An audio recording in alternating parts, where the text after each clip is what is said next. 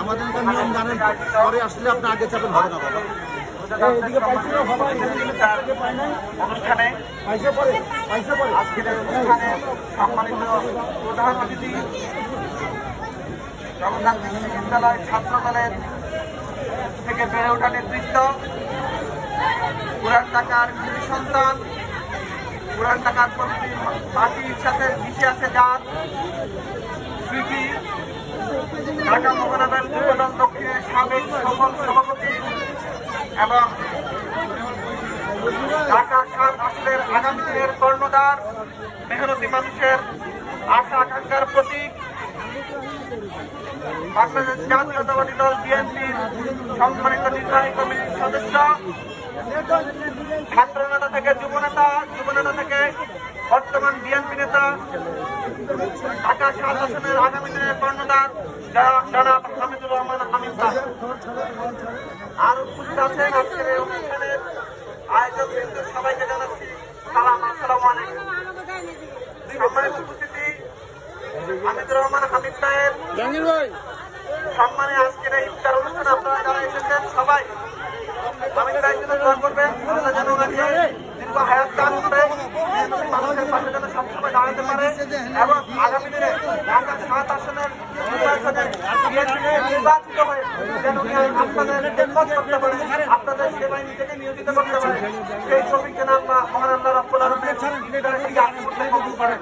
আপনাদের সকলের কাছে দোয়া প্রার্থনা করছি হামিদ ভাইয়ের জন্য এবং সেই সাথে হামিদ ভাইকে বলছি সাধারণ মানুষের উদ্দেশ্যে কিছু কথা বলার জন্য এবং ভাইকে অসংখ্য ধন্যবাদ জানাচ্ছি আজকের এই ইফতার অনুষ্ঠান সুন্দরভাবে আয়োজন করার জন্য এবং সংক্ষিপ্ত বক্তব্য নিয়ে আসবেন আজকের এই অনুষ্ঠানের মুখ্যমন্ত্রী, আজকের এই অনুষ্ঠানের প্রধান অতিথি, পুরান ঢাকার মানুষের আশা আকাঙ্ক্ষার প্রতীক, বৃহত্তর নোয়াখালী সোসাইটি নাম্বার আমার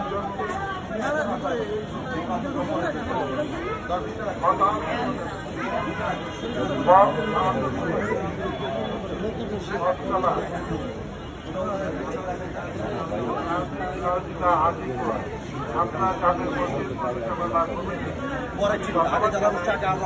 প্রতি বছর তারা যে আয়োজনটা করে এবং প্রতি বছর প্রতি রমজান মাসে যে আয়োজনটা করে এটা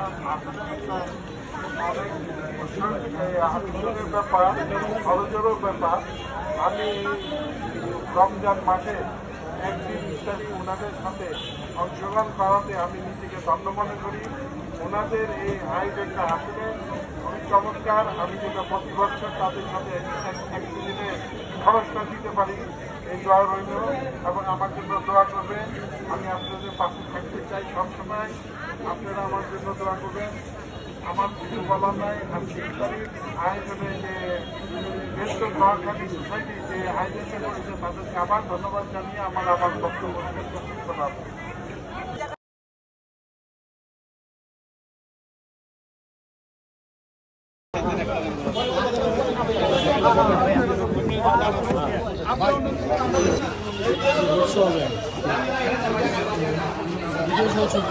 সাইডের তো ছবি নেন কয়েকটা।